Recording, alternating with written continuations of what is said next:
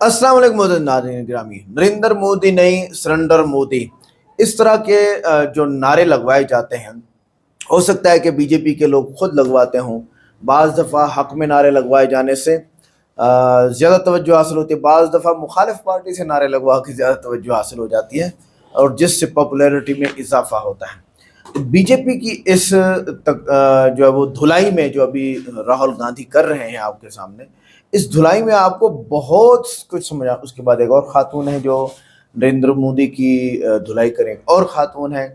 क्या बात है, आइए वीडियो को देखते हैं। वीडियो को लाइक करें, चैनल को सब्सक्राइब करें, वीडियो को व्हाट्सएप पे जरूर शेयर करें, कमेंट करके बताएं वीडियो कैसी लगी। आखिर में वीडियो के आखिर में 20 पॉइंट या 25 पॉइंट ऐसे हैं मोदी के बारे में जो आपको खुश कर देंगे। ये बीजेपी आरएसएस वालों को अब मैं अच्छी तरह जानता हूं। इन पर थोड़ा सा दबाव डालो, थोड़ा सा धक्का मारो, डर के भाग जाते हैं ये लोग। जैसे उधर से ट्रंप ने एक इशारा किया, फोन उठाया, कहा मोदी जी क्या कर रहे हो?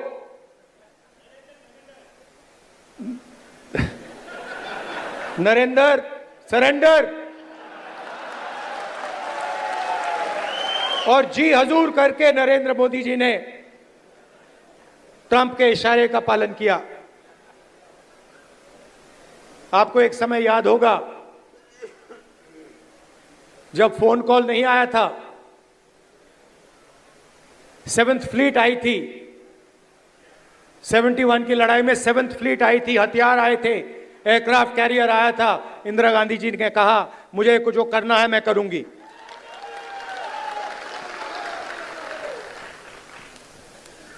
ये फर्क है, इनका कैरेक्टर है। ये सारे के सारे ऐसे हैं। आजादी के समय से सरेंडर वाली चिट्ठी लिखने की आदत है। 1 सेकंड में थोड़ा सा दबाव पड़े, भैया ये लो। हाँ, तो ये इनका कैरेक्टर है। कांग्रेस पार्टी सरेंडर नहीं होती है। गांधी जी, जवाहरलाल नेहरू, सरदार पटेल, ये सरेंडर वाले लोग नहीं हैं। ये सुपर पावर से लड़ने वाले लोग हैं। साथ हैं नेहा भारती। नेहा जी, क्या कहना चाहेंगे जिस प्रकार से राहुल गांधी ने कहा है कि नाम नरेंद्र काम सरेंडर? तो बात तो बिल्कुल सही है, इसमें गलत क्या बोला है? तो नाम नरेंद्र है, काम सरेंडर है। अगर सरेंडर देखिए ना आप, इतना हमारी सेना के लिए इनके नेता जो लोग हैं इतनी गंदी भाषा का उपयोग कर रहे हैं। रोज़ हम देख रहे हैं, कभी कोई कुछ बोल देता है, कभी पाकिस्तानियों की बहन बता देते हैं हमारे आर्मी वालों को, कुछ भी बोलते हैं। उसके बावजूद भी अगर वो कुछ नहीं बोलते तो सरेंडर तो है ही है। और नरेंद्र नाम नहीं, इनका तो सरेंडर मोदी नाम ही रख देना चाहिए, वो ज़्यादा बेहतर है। क्योंकि इन्होंने हमारे भारत के लिए जिस तरह से अपने घुटने टेक दिए ना सबके सामने, मतलब आप, मुझे नहीं लगता आज से पहले कोई भी तो नहीं टेके। मैं ये कहना चाहता हूँ कि देखिए, पाक डीजीएमओ से फोन आया था और जिस तरह से मीडिया में बताया गया कि किस प्रकार से जो है 3 दिन में धूल चटा दी गई है, तब जाकर पाक डीजीएमओ ने फोन किया, तब जाकर सीज फायर की घोषणा हुई। बिना इनकी हवा टाइट है गोदी मीडिया की बहुत ज्यादा। ये जो आप बोल रहे हैं ना कि एक टाइम पे इनको पप्पू पप्पू करके जो इन्होंने आलू में से सोना, जो कि खुद के मोदी का बयान उन्होंने बोला, आलू में से सोना निकालने वाली बात जो थी वो खुद भी मोदी का बयान था जो राहुल गांधी ने बोला। उसके बाद जो मीडिया ने चलाया है कि भाई ऐसी बात करे वैसी, अभी इनकी हवा टाइट है। मैंने एक बात शुरू से कही है, मैं कोई कांग्रेसी नहीं हूँ, बट फिर भी मैं कहती हूँ कि जितना समझदार हमारा एक मंत्री जो है, जो राहुल गांधी एक नेता जो है, इतने समझदार नेता है, जो भी इन्होंने पहले बोला है वो आज तक हुआ है हमेशा। तो अभी इनकी जो हवा टाइट है गोदी मीडिया की, और इनको ही दिखाना पड़ेगा। लगता है आप वो नारा बोल गई कि 56 इंच का सीना चाहिए, यही मोदी जी का 56 इंच का सीना है। इसने कार्रवाई की है, इन्होंने साफ साफ कहा है कि सेना को हमने खुली छूट दे रखी है। पहले ऐसा कुछ नहीं होता था। पहले जो होता था ना, राहुल गांधी ने कहा ना कि जब 71 में जब हुआ, जो पाकिस्तान के 2 टुकड़े कर दिए गए, जब इंदिरा गांधी जी की सरकार थी, थी, उस टाइम जब कॉल्स नहीं आते थे, उस टाइम कॉल करके सीज फायर नहीं बोला जाता था, उस टाइम जब उन्होंने बेड़ा भेजा गया उसके बावजूद भी उन्होंने किसी से ना डर कर जो किया कि जिससे जो उखड़ता है उखाड़ ले, हम तो जो चाहिए हम वो करेंगे। और इंदिरा गांधी जी ने जो किया उससे, और ये बताने की मुझे जरूरत नहीं है, ये पूरा भारत जानता है और भारत से बाहर के दूसरे भी देश जानते हैं कि इंदिरा गांधी जी क्या थी, कांग्रेस सरकार क्या थी। एक्चुअल में कांग्रेस सरकार ने जो हमारे भारत को दिया वो तो कोई सरकार दे ही नहीं सकती, और कांग्रेस सरकार ने ही नहीं, बहुत सारी ऐसी सरकार रही है जिन्होंने बहुत से अच्छे काम किए हैं। मैं ऐसा नहीं कि कोई कांग्रेस की मैं कोई वाहवाही करने आई हूँ, नहीं, ऐसा नहीं है। अगर बीजेपी में भी कोई अच्छा नेता होगा, अच्छा काम करेगा तो हम उसकी भी तारीफ करेंगे, हम उसकी भी बुराई नहीं करेंगे, बट बीजेपी ने आज तक कोई अच्छा काम किया ही नहीं है। जो डंका बज रहा है विदेशों में, कौन सा डंका, कैसा डंका? अभी आप देखिए, मोदी जी गए थे, मुझे देश का नाम याद नहीं है, शायद अफ्रीका, पता नहीं कौन से देश वो गए थे। उसके बाद जब वो वहाँ पर गए, जो वहाँ के प्रेसिडेंट है वो उनको रिसीव करने तक नहीं आए, कोई डंका नहीं बजा। 56 इंच का जो सीना है, जो लाल आंखें दिखाने वाली बात थी, वो बहुत झूठी थी, बहुत घटिया बात थी। आज तक हमने एक भी चीज़ नहीं देखी है भारत में अपने होते हुए जिससे हमें लगे कि हाँ भैया मोदी जी का सही में 56 इंच का सीना, ये कैसी बेतुकी सी बात है। हमें मोदी जी, हमने इससे पहले जो हमने जो प्रधानमंत्री देखे हैं मनमोहन सिंह जी, उनका तो कभी नहीं सुना 56 इंच का। वो इतने शरीफ से, इतने मासूम से लगते थे वो देखने में, जो बोलते भी नहीं थे। उसके बावजूद भी देखिए, जब जीडीपी, पूरे सारे देशों की जीडीपी इतनी ज़्यादा डाउन चले गए, उन्होंने तो हमारी भारत की जीडीपी तब भी नहीं गिरने दी। हम ये सब चीज़ें देखते आए हैं, तो हमें ये बड़बोले बयान और लोग जो बेवकूफ़ बनकर जिन्होंने वोट दिया उनको, मैं कहीं ना कहीं ये कहूँगी कि लोगों ने जो बेवकूफ़ बनकर उनकी बातों में आकर वोट दिया, उसी का नतीजा आज ये झुग्गियाँ हैं। उस चीज़ को भी, पहलगांव के भी हमले को इन्होंने पूरा का पूरा मिर्च मसाला लाकर हिंदू मुसलमान में बांट दिया। हम नैनीताल में देख रहे हैं, इतना खूबसूरत जगह, वो पूरी की पूरी वहाँ पर आज आर्मी लगी हुई है। इन सब चीज़ों को हिंदू मुसलमान में बांट दिया। और एक्चुअल में जो पाकिस्तान, जो पीओके को अपना करना चाहिए था, जो हम कर सकते थे, जो हम मतलब मजबूती से उस पर काम कर सकते थे, अगर इसी जगह, आज मैं बता रही हूँ, इसी जगह चाहे कांग्रेस सरकार होती, इंदिरा गांधी जी की मैं बात नहीं कर रही, मैं कांग्रेस सरकार की भी बात कर रही हूँ, और उसमें कोई भी प्रधानमंत्री होते, तो आज शायद पीओके जो है वो हमारा होता ना होता, पर पाकिस्तान को हमने बहुत हद तक तबाह कर दिया होता। ये सच है, और ये हम नहीं कह रहे, ये बहुत सारे लोग कह रहे हैं। मैं, ऐसा नहीं है कि मेरे को कोई दुश्मनी है मोदी जी से, नहीं। अगर आप मोदी जी अच्छा काम करेंगे तो भाई आप हमारे, और अब भी आप हमारे प्रधानमंत्री हैं। भाजपा तो कह रही है कि मृगेंद्र हैं, मृगेंद्र का मतलब शेर है मोदी जी। मोदी जी जो है वो भारत के शेर हैं। इनके नेता ये भी कहते हैं कि हमारे जो क्या कहते हैं, हमारी जो पूरी सेना है वो नतमस्तक है उनके आगे। मतलब ये देखिए कि जिनकी वजह से आज हम लोग जिंदा है, जिनके वजह से हम सांस ले पा रहे हैं, जो हमारी पूरी सेफ्टी लेकर चल रही है, हमारी पूरी की पूरी आर्मी, पूरी की पूरी हमारी भारत को जो संभाले हुए हैं, उनको ये कह रहे हैं कि नतमस्तक है किसके आगे, मोदी जी के आगे। मतलब इससे ये इनके नेता तो ऐसा भी बोल रहे हैं कि भैया उनकी पाकिस्तानी को बहनों को भेजा, सोफिया कुरैशी जी के बारे में। तो इस तरह के बयान देना कोई बहुत बड़ी बात नहीं है। और हमारे मोदी जी ने सरेंडर कर रखा है सबके सामने, अपने ये अडानी अंबानी के सामने, अपने अपने बड़े नेताओं के सामने, और अपने खास कर ये सो कॉल्ड दोस्त, जिसको, जो मोदी जी को खासकर कुछ नहीं समझते। और ट्रम्प की अगर मैं बात करूं तो उसकी अगर हम बात करें हर दूसरे दिन में कि हमने भैया सीज फायर कराया, हमने लड़ाई करवाया, मतलब ऐसे जैसे बच्चों की तरह समझ रहे हैं भारत को, जो इतना मजबूत देश था एक टाइम पे। जब मनमोहन सिंह जी जाते थे, इंदिरा गांधी जी जाती थी, तो सारे के सारे लोग होते थे बाहर के, वो खड़े हो जाते थे, तालियां बजाते थे। आज इनसे कोई हाथ तक नहीं मिलाता है। ऐसा आपने खबरें नहीं देखी जिस प्रकार से जब मोदी जी बाहर जाते हैं तो किस प्रकार से जो है भीड़ उनके लिए रहती है? कौन सी भीड़? वो 10-15 लोग जो इनको ही भेजते हैं, ऊपर झंडा लहरा देते हैं मोदी जिंदाबाद, और थोड़ा सा साइड में जाकर दिखाई जो गो मोदी के नारे लगते हैं वो क्यों लगते हैं? आज तक हमने देखा है कि मनमोहन सिंह जी के लिए, इंदिरा गांधी जी के लिए गो क्या कहते हैं, मनमोहन सिंह, इस तरह के नारे लगते हो, गंदे कभी नहीं देखा।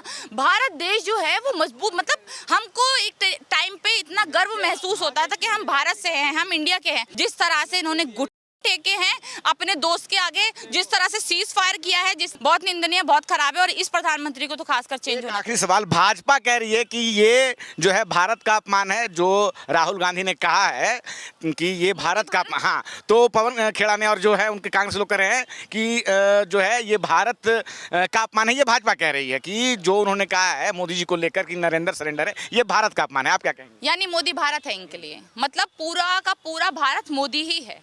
मतलब जो लोग हमारे भारत को संभाले हुए हैं, हमारे भारत में जो सब लोग कर रहे हैं, जितने भी नेता हैं जिन्होंने आज तक हमारे भारत को बनाया, वो कोई कुछ नहीं, सिर्फ मोदी भारत। और मोदी का अपमान भारत का अपमान कैसे हो सकता है? कौन कौन बेवकूफ है ये जो कह रहा है कि भैया ये मोदी? अरे भाई, अगर किसी चीज का अपमान, और राहुल गांधी प्रधानमंत्री तो है ना, गांधी जी ने उनका कोई अपमान नहीं किया है, और जो सच बात है वही कही गई। उन्होंने कोई गाली बकी है क्या? और सरेंडर तो वो भाई मोदी नरेंद्र ही सरेंडर, बिल्कुल सही बात है। आप ये देखिए, अगर आप सरेंडर नहीं कर रहे, चलिए मान लीजिए उन्होंने गलत कहा है, राहुल गांधी बहुत खराब इंसान, उन्होंने गलत किया, मान लीजिए, तो आपने अभी तक कोई कार्रवाई क्यों नहीं करी अपनी नेताओं पे, जो हमारे सेनाओं के उनको आतंकवादी बता रहे हैं, पाकिस्तानी बता रहे हैं, और उसके बाद जो है ये बोल रहे हैं कि मोदी के आगे नतमस्तक है? कि ये जो बयान दे रहे हैं बीजेपी के नेता, इनफैक्ट जो ट्रंप हर दूसरे कह रही है कि सीज फायर हुआ है, सरेंडर कहाँ हुआ है? सीज फायर हुआ है। अरे यार, मेरे को ना एक बात तो समझ नहीं आती, खासकर ये भाजपा की और खासकर मोदी जी की, कि जो भी अपने पास से बोलते हैं और लोगों को मानना भी पड़ता है कि हाँ भैया चलो इन्होंने बोल दिया, हम तो माने, क्योंकि लोग बेवकूफ़ों की तरह इनकी बातें सुन रहे हैं। ऐसा कुछ भी नहीं है। ये सीज फायर वाला इन्होंने उसको, मतलब आप ये देखिए ना, यहाँ पर जा जाके लोगों से पूछ रहे हैं मीडिया वाले, मुसलमानों से। अरे भाई, मुसलमानों से लड़ाई नहीं है, पाकिस्तानियों से लड़ाई है।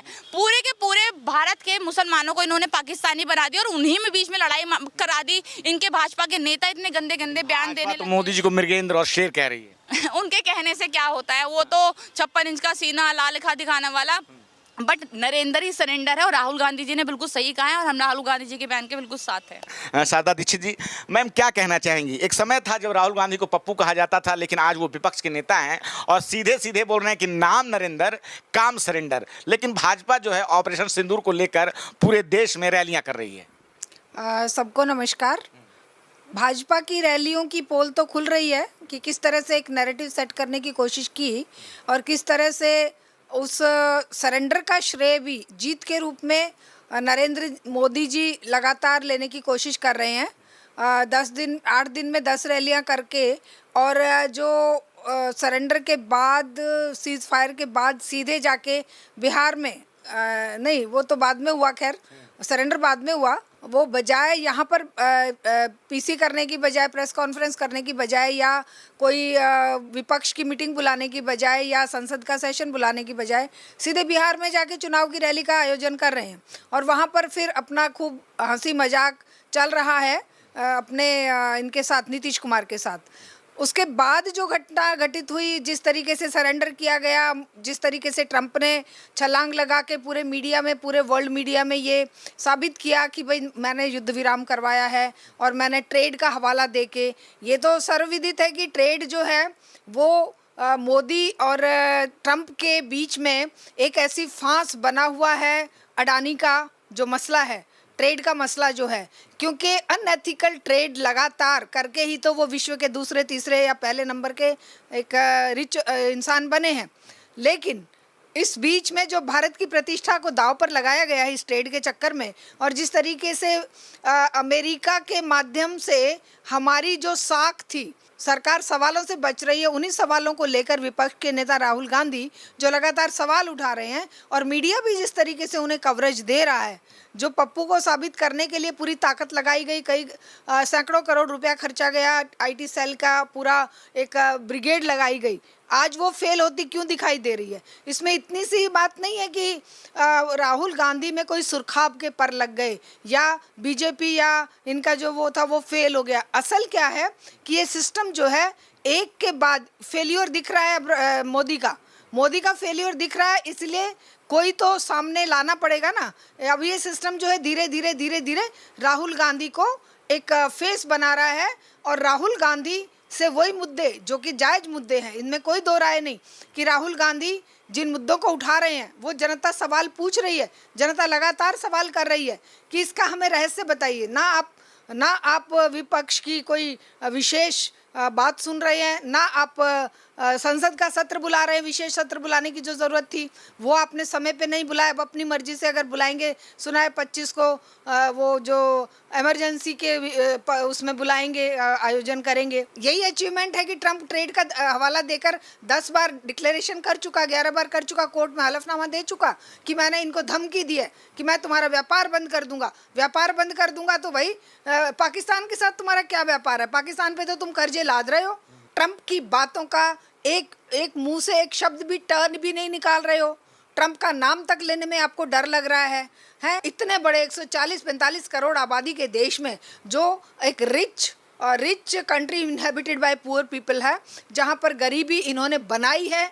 140 लोगों के पास देश की 50% संपदा को कंसंट्रेट होने दिया है और वो यहाँ की संपदा को लेके विदेशों में खूब अपना बिजनेस बढ़ा रहे हैं। यहाँ पर कोई प्रोडक्शन नहीं हो रहा है, यहाँ पर कोई रोजगार क्रिएट नहीं किया जा रहा है। तो ये क्रोनी कैपिटलिज्म का एक विभत्स रूप है, भयंकर रूप है, जो युद्धों को जन्म देता है और जो इस तरह के अपमानजनक सीज फायर के लिए भारत जैसे देश को, जो कि एक विश्व शक्ति के रूप में बन सकता था, लेकिन इन 10 सालों में देश का जो हाल हुआ है वो आप और हम देख ही रहे हैं। लेकिन भाजपा तो ये कह रही है कि राहुल गांधी या जो भी लोग विपक्ष के लोग हैं वो लगातार सरकार पे सवाल उठा रहे हैं, लेकिन अगर 3 दिनों के अंदर ही जो है किस प्रकार से जो है पाकिस्तान को धूल चटा दी है भारतीय सेना ने, और उसके बाद पाक डीजीएमओ से फ़ोन आया तो एक तरह से सरेंडर उनका था, न कि भारत ने कहीं किया है और ना ही नरेंद्र मोदी ने कहीं सरेंडर किया है।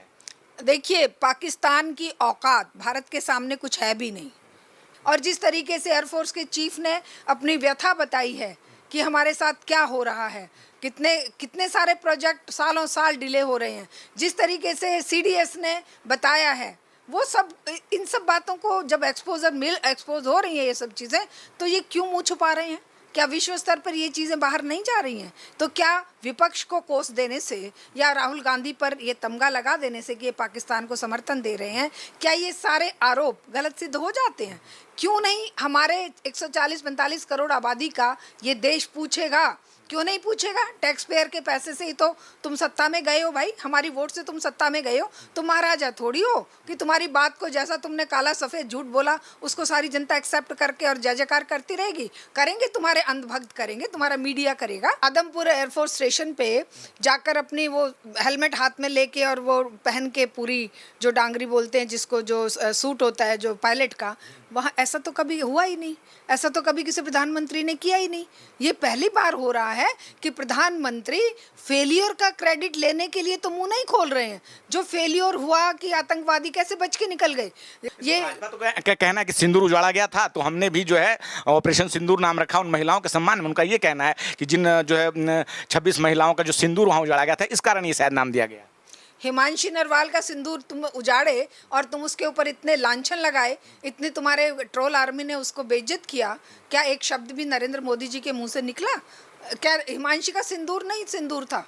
हिमांशी नरवाल का सिंदूर नहीं था, जिसने इतने बढ़िया तरीके से एक जो ह्यूमैनिटी बेस्ड जो एक विचार होना चाहिए, जो भारत की 98% जनता जो चाहती है कि भाई हिंदू मुसलमान मत करिए। दूसरी तरफ वो जो महिला हमारी जो ये थी कर्नल सोफिया के ऊपर किस तरह के लांछन लगा रहे हैं?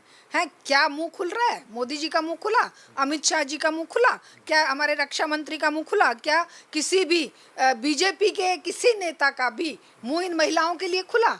कहीं व्योमिका की जात की बात हो रही है, कहीं पे धर्म की बात हो रही है, और कहीं पर ये हिमांशी नरवाल के अस्तित्व को ही मतलब चैलेंज किया जा रहा है, उस पर ही प्रश्न चिन्ह लगाए जा रहे हैं। तो ये महिलाओं के सिंदूर की रक्षा कहाँ कर रहे हैं? महिलाओं की रक्षा करते तो क्या रोज के जो इनके निकलते हैं, रोज के जो आडंबर आप देख रहे हैं, आप तो मीडिया में आप तो देख रहे हैं क्या हाल है इनका महिलाओं के प्रति। लेकिन भाजपा तो लगातार कह रही है कि किस प्रकार से नरेंद्र मोदी के नेतृत्व में ये ऑपरेशन हुआ, इतना सक्सेसफुल रहा, और पूरे विदेशों में अब डेलीगेशन जाके बता रहे हैं, और भारत का जो है डंका जो है लगातार बज रहा है। वो तो यही कह रहे हैं कि नरेंद्र सरेंडर नहीं है, डंका बज रहा है पूरे विश्व में। हाँ, बिल्कुल डंका ही तो बज रहा है कि जब ये 52-55 लोगों का या 57 लोगों का जो डेलीगेशन गया है, और कौन सा डंका बजाकर ये आए? अमेरिका में क्या इनके साथ हुआ? किस तरीके से इन्होंने अपने फेस को बचाने के लिए ये एक मुखौटा पहना था कि हम डेलीगेशन भेज रहे हैं। भाई तुमने 11 सालों में 200 के करीब यात्राएं करी, तब डंका क्यों नहीं बजाया तुमने? तब तुमने ये जो आतंकवादी आक्रमण होना तो ये चाहिए था कि पूरे के पूरे देश एकजुट होकर, जैसे हमारे अन्य जैसे इसके जब 11 का ये जो 26/11 का हुआ, तब पूरे के पूरे विश्व ने समेत अमेरिका के, उस समय खड़े होकर भारत के साथ ये कहा था कि ये बहुत गलत नीति है पाकिस्तान की कि ये इस तरह के आतंकवादी हमले हो रहे हैं। अब उल्टा हो रहा है। वो 11 साल की इस पूरे मतलब अरबों डॉलर के खर्चे के बाद क्या हमारे जो डंकापति थे, जो डंका बजाने वाले हमने भेजे और जो हर जगह पे हर हर मोदी और वहाँ पे मोदी मोदी के नारे हम देखते थे, क्या वो भाड़े के लाए हुए लोग थे? क्या वो उस जगह के वहाँ के लोगों को कोई नहीं पता था कि भाई भारत भी एक बहुत बड़ी महाशक्ति है और उसके प्रतिनिधि आए हैं? अगर वो वहाँ पर कुछ कमाया होता, क्या वहाँ पर खाली अडानी अंबानी के लिए बिजनेस लेने के लिए जाते थे? हमें इस तरह की कठपुतली सरकारें नहीं चाहिए जो जनता की भावनाओं को कुचलते हुए, जनता के सवालों के जवाब ना देकर केवल अपने बिजनेसमैन मित्रों के लिए ही आरक्षण, वो मतलब एक सेफ पैसेज ढूंढते रहें। क्यों नहीं हम सवालों के जवाब दे सकते? क्या हमारी क्या गरज है ये बताइए? हम क्यों चुपचाप मुंह बंद करके इसके अमेरिका के ट्रंप के सामने बैठे हैं? क्योंकि हमें ये पता है कि अडानी पर जो एलिगेशन लगे हुए हैं, अडानी पर जो गिरफ्तारी की तलवार लटक रही है, अडानी के अगेंस्ट जो फाइलें खुली हुई हैं, उन फाइलों को ये एक्सपोज कर देंगे और फिर अडानी फंसे तो पूरी की पूरी सरकार फंसी, बीजेपी फंसी। हमारे कोई अचीवमेंट तो बताइए। खाली ये कह देने से कि कोई कहे कि मैं पास हो गया, भाई नंबर कितने आए? भाई तुमने किस सब्जेक्ट में क्या नंबर लिए? तुम्हारे सब्जेक्ट तो बताइए। तुम किस नहीं मैं पास हो गया, हम पास हो गए। पास तो हो गए, लेकिन नंबर बताइए, आपका रिकॉर्ड बताइए, आप कक्षा में किस स्थान पर थे, आपने क्या अचीव किया? अचीवमेंट कुछ नहीं है। कभी वो उनके शिराओं में तो कभी वो सिंदूर खोलने लग जाता है, कभी व्यापार खोलने लग जाता है, कभी उनकी शिराओं में कुछ और खोलने लग जाता है। वो मतलब देश के अंदर एक ऐसा नैरेटिव बनाने की कोशिश करते हैं कि भाई मैं जो हूँ चुनाव जीतने के लिए सत्ता में आया हूँ और लगातार चुनाव करवा लो मेरे से, मैं सत्ता में तुम्हें ले आऊँगा, लेकिन मैं विश्व स्तर पर इतनी डिप्लोमेटिक टैक्टिस नहीं रखता, इतनी जानकारी नहीं रखता कि मैं अपने फेवर में लोगों को कर सकूं। क्योंकि भारत से बहुत सारे देश की अर्थव्यवस्था जुड़ी हुई है। हमारे पास तो ये जनता बची है। इस जनता को प्यार, प्रेम, भाईचारे का संदेश लेकर खड़े होना पड़ेगा। सवाल राहुल गांधी अकेले क्यों पूछे? पूरी जनता को पूछने चाहिए भाई। और ये चुनावी राजनीति का खेल खत्म करो। इन चुनावी राजनीति से कुछ नहीं होने वाला। तुमने किसी भी तरह की कोई भी टेक्नोलॉजिकल डेवलपमेंट देश में R&D नहीं होने दी है। इन 11 सालों में तुमने पूरे उसको बर्बाद कर दिया है। फिर तुम क्या किस तरह का डंका बजा रहे हो कि पूरे विश्व में डंका बज रहा है? तो नाज़रीन गिरामी, आज जो राहुल गांधी ने किया है मोदी के साथ, अगर हम इस तरफ आते हैं तो आपको अजीब अजीब बातें मिलेंगी। मैं आपको बताता हूं अभी अनकरीब। तो पहली बात तो यहाँ पर यह हुई कि नरेंद्र मोदी का नाम असल में सरेंडर मोदी हो गया और ये बहुत वो हो गया मज़ाहिया। दूसरा, वज़ीर आज़म ने चीनी जारहियत के आगे भारतीय ज़मीन सरेंडर कर दी। जी अब बताइए, एक और बोल लिया जा रहा है, अगर ज़मीन चीन की थी तो हमारे फौजी क्यों शहीद हुए, यानी इंडिया के आगे वो कहाँ शहीद हुए बताइए ज़रा। यहाँ पे आके पकड़ा जाता है झूठ। सैटेलाइट तस्वीर वाज़ेह करती हैं कि चीन ने पेंगोइंग झील के करीब भारतीय ज़मीन पर कब्जा कर लिया है। अब बताएं, और वो नरेंद्र मोदी बता नहीं रहा। आगे मोदी जी ने चीनी जारहियत के सामने घुटने टेक दिए, ये भी बोला जा रहा है। सरेंडर मोदी हिंदुस्तान की खुददारी के लिए ख़तरा बन चुके हैं। वज़ीर आज़म के खामोश दरअसल कमज़ोरी की अलामत है। अच्छा, मोदी का बयान सैटेलाइट तस्वीरों से मुतज़ाद है। और अगर ज़मीन वापस मिल गई है तो शहीदों की कुर्बानी कैसे रायगा ना जाए। अच्छा जी, आगे अगर दरअंदाजी नहीं हुई तो स्टेट्स को एंटी क्यों मांगा जा रहा है। चीनी जारहियत मोदी हुकूमत की निगरानी में हुई है। वज़ीर आज़म का दफ्तर वज़ाहतों से धोखा दे रहा है। मोदी को सरेंडर करने की आदत है। आलमी सतह पर हम मामलात पर मोदी की खामोशी मशकूक समझते हैं। ज़ात पात की मरदमशुमारी पर मोदी की खामोशी भी एक तरह से सरेंडर है। आगे, मोदी की पॉलिसी चीनी हुकूमत को खुश करने के लिए है। सरेंडर मोदी का नारा चीन के साथ नई कशीदगी में दोबारा उभरा। मोदी का कोई पोस्ट नहीं किया गया पोस्ट नहीं किया गया वाला दावा झूठ साबित हुआ है। मोदी हुकूमत पर शफाफियत की नाकामी का इल्ज़ाम भी है। तो ये राहुल गांधी और जो इनकी कांग्रेस है, ये सारे के सारे मोदी के बारे में ऐसे दिलचस्प तंज़िया अल्फाज पार्लियामेंट में कहते रहते हैं। तो आज की वीडियो कैसी लगी? वीडियो को लाइक करें, चैनल को सब्सक्राइब करें, वीडियो को व्हाट्सएप पे जरूर शेयर करें, कमेंट करके बताएं वीडियो कैसी लगी। मिलते हैं नेक्स्ट वीडियो में। अस्सलाम वालेकुम।